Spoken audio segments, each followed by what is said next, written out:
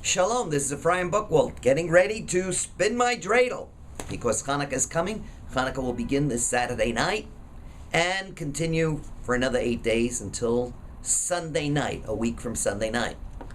Chanukah is a very intriguing holiday, but it actually begins many, many years before the actual events occurred.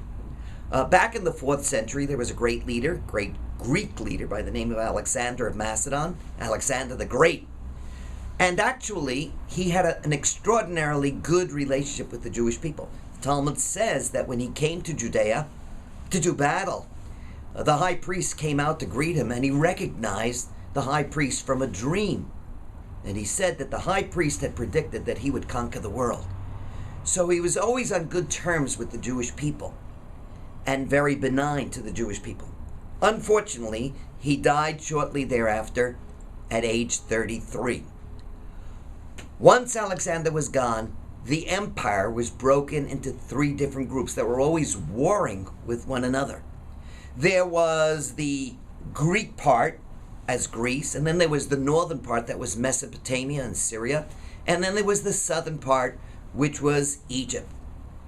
The Seleucids that controlled eventually Syria and Greece got control of Judea in the year 199.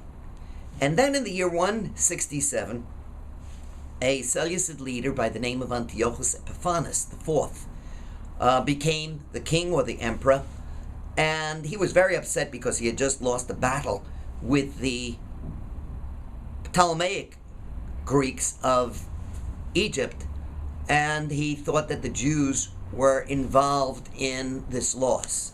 So he declared that they had to become more Hellenistic, and he forbade Shabbat, Rosh Chodesh, the observance of the new moon, circumcision, and learning Torah. Once those elements were forbidden, it became very, very difficult for the Jews to remain Jewish. Without the Sabbath, without a way of designating when the holidays were going to be, without circumcision, which was so precious to the Jewish people, and the learning of Torah, it became very difficult to be Jewish.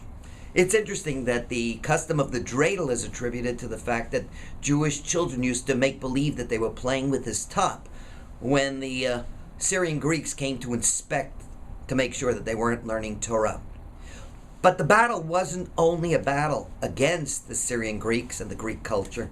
It was actually a battle between Jews and their brothers who wanted to be Hellenistic.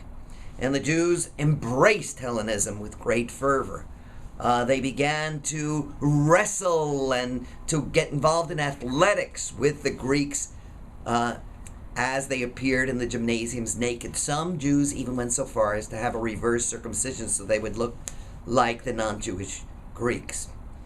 Eventually, the king, the emperor, deposed Mattathias, who was the high priest, and appointed a sympathetic high priest who was a Hellenist. And when he rose to the altar to offer a pig, Mattathias and his sons decided that it was time to rebel. And that began the rebellion of the Maccabees, about which we'll talk in a later session.